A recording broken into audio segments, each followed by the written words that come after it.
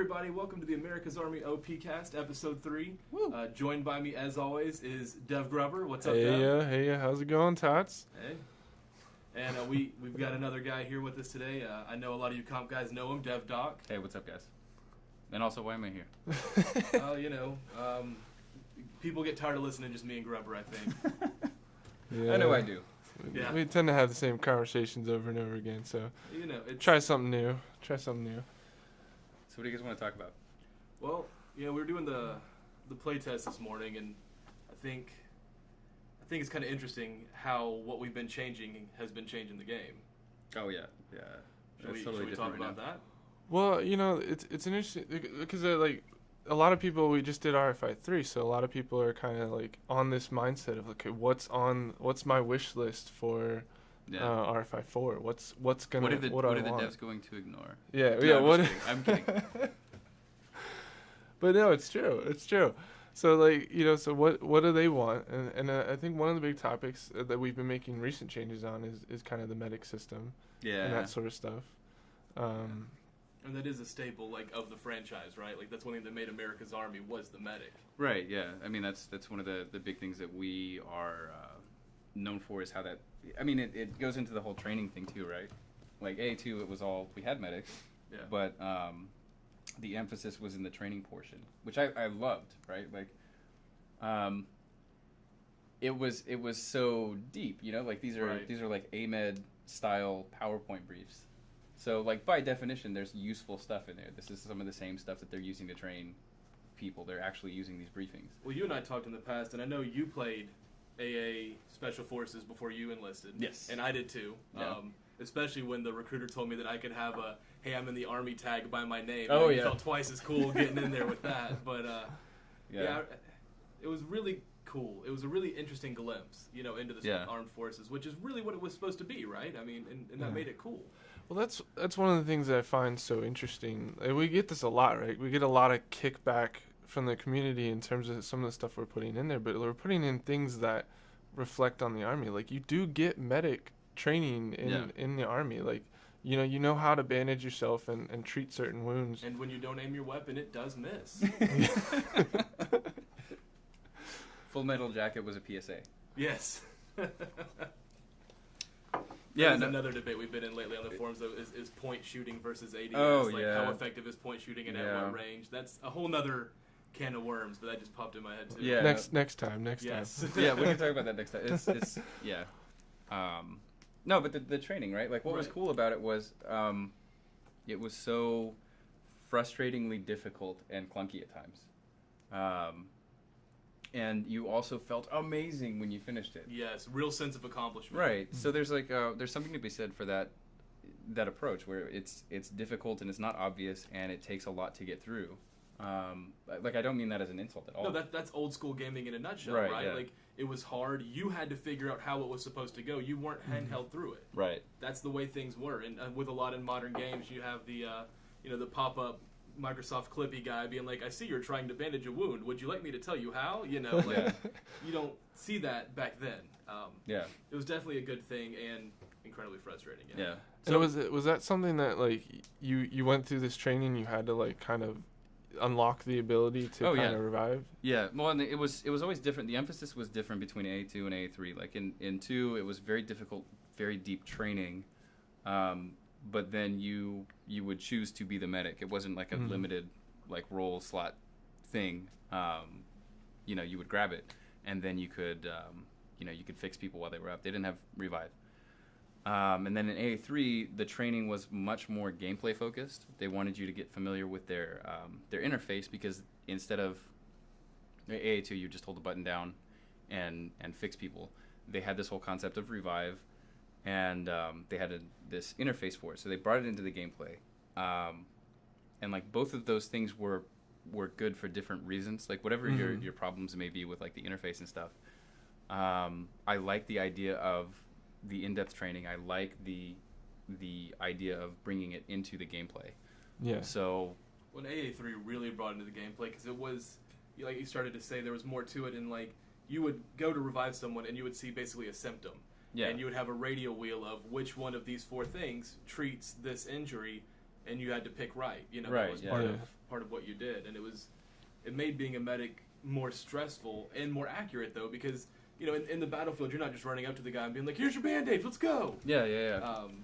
Well, that's part of like we've been talking internally about like how the medic should work here, and the thing is that when you're on combat medic out in the field running missions, you like nobody holds your hand and says like, okay, now it's time to be a soldier and shoot things and like do that sort of infantry combat stuff. Okay, now it's time to put all of that aside and fix people like you're in a hospital. Yeah. It all blurs together, and like one of the things that makes you a good medic is when you know what you're supposed to be focusing on.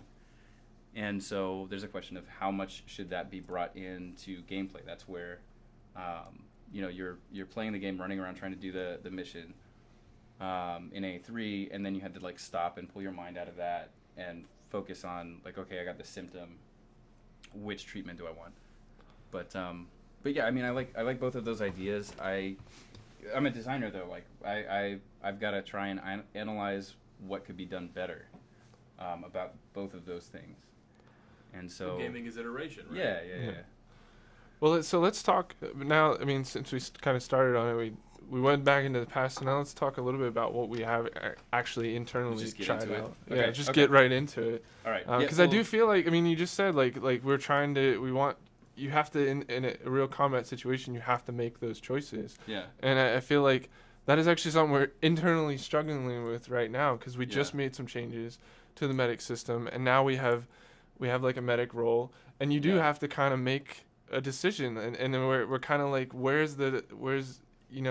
we make it so much that you have to like, do we make it you have to protect the medic, or do we make it so that and then there's that tug of war there. So well, and aside from realism, there's also the rule of cool. Like, the game still has to be fun. And if you end up on a pub server with a rank 1 dude who's never played, and they take all the medic slots and they die right out of the gate, the rest of your round is ruined. And if they stay in those roles, they ruin your gameplay. So how do you balance that too? I mean, if we want medic to be cool, we could just give them like neon armbands and customizable like I wear things around the office. Yeah, exactly. No, it's because if you've got a message, like you craft a message, and if nobody hears it, then you don't have a message. Right. You know what I mean? So yeah, we've got to balance those things. But okay, so here's the change. Here's what we did.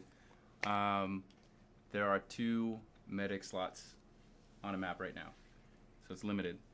Those are the only guys that can revive.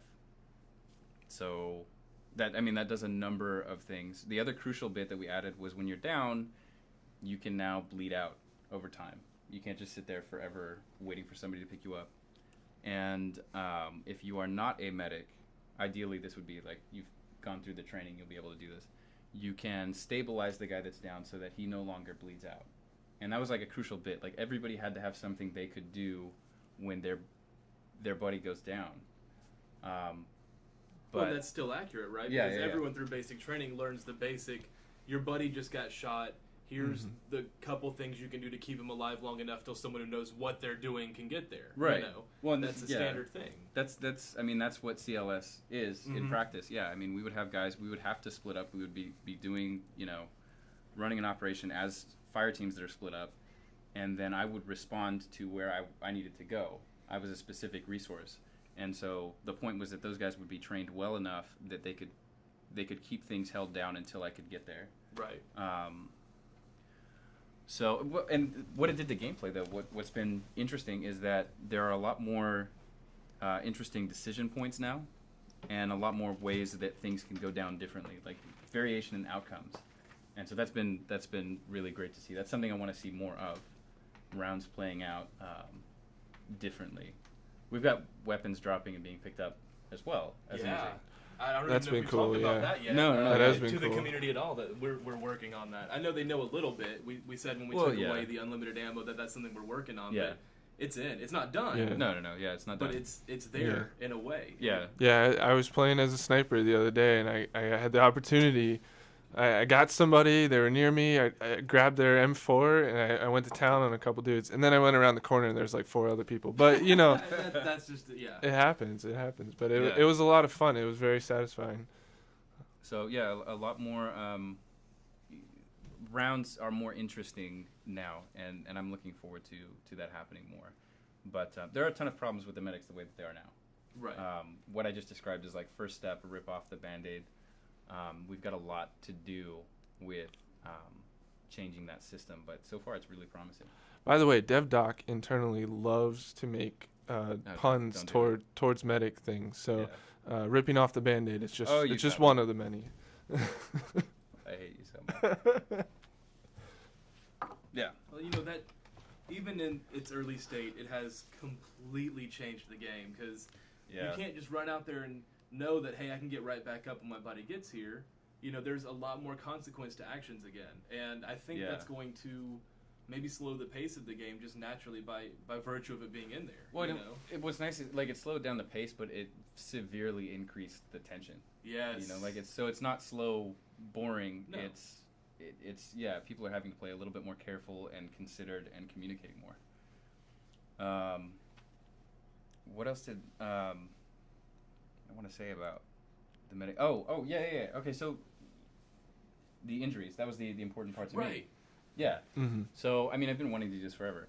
The important part with involving medical training and a medical role to me, and I think this is the Army's point, is that you want this stuff to be real world learning. You want to be able to apply the stuff that you learn here. Right.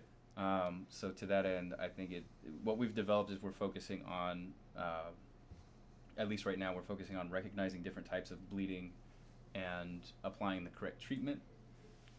Broken bones, and then a condition called tension pneumothorax. But the reason for that was I wanted to focus on things that you might encounter. Nobody wants to have to deal with any of this stuff, right? But that's the severe stuff that you can treat, you can improvise, and you don't necessarily need dedicated equipment.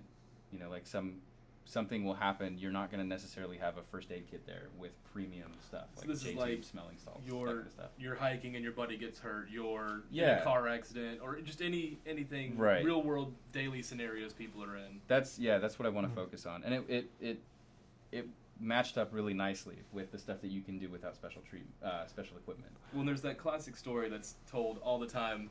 Was it AA2 or 3?